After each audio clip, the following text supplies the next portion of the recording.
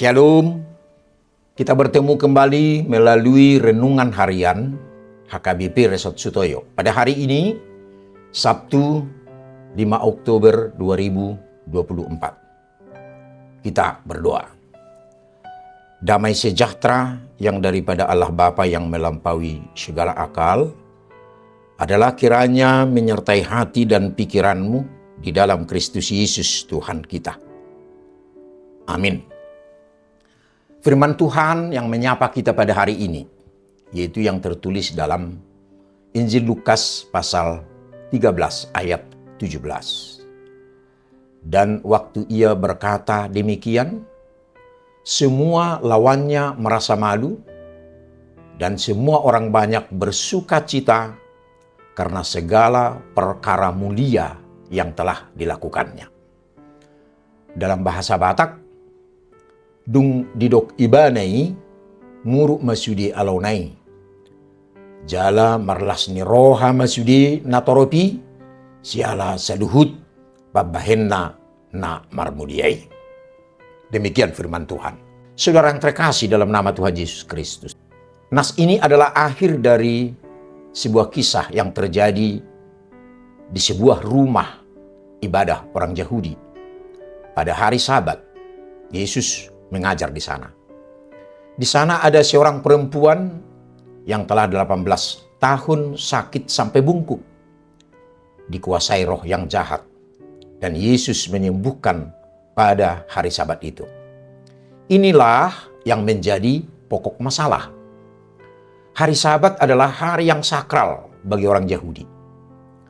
Namun mereka mengartikan kesakralan Sabat itu secara berlebihan, sehingga tidak seorang pun diperbolehkan melakukan suatu kegiatan pada hari itu sekalipun untuk menyembuhkan orang sakit.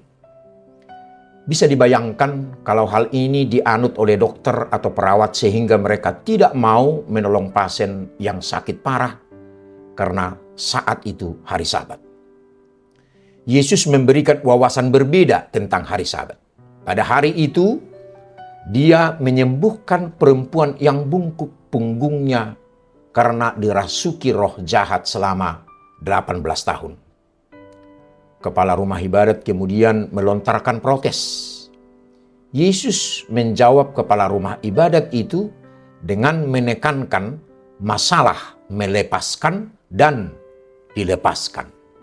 Artinya, hari Sabat ada untuk melepaskan dan memerdekakan, bukan untuk mengikat dan membelenggu. Ya, Sabat justru hari yang tepat untuk melepaskan perempuan itu dari ikatan iblis dan dengan demikian menyatakan kehadiran kerajaan Allah yang penuh kuasa. Jika ternak saja bisa tetap diperhatikan pada hari Sabat, apalagi sesama manusia. Saudara yang terkasih dalam nama Tuhan Yesus Kristus, Tuhan Yesus memberikan teladan dalam mempedulikan dan mengasihi orang-orang yang terpinggirkan bagaimanapun keadaan mereka.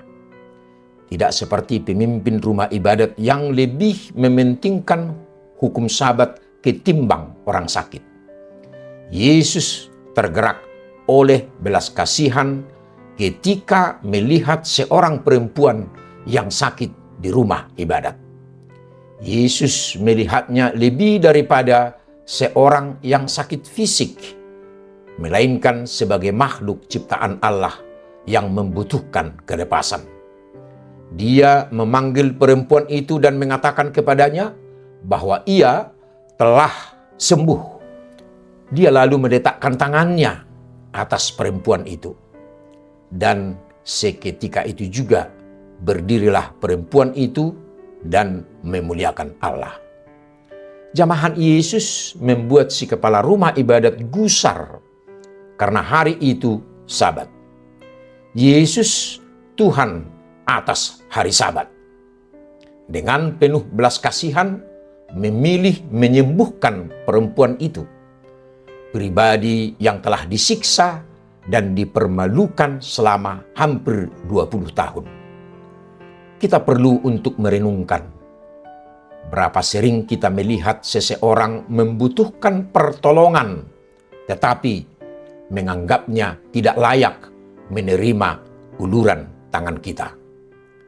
Barangkali kita sendiri pernah ditolak orang karena tidak memenuhi standar mereka.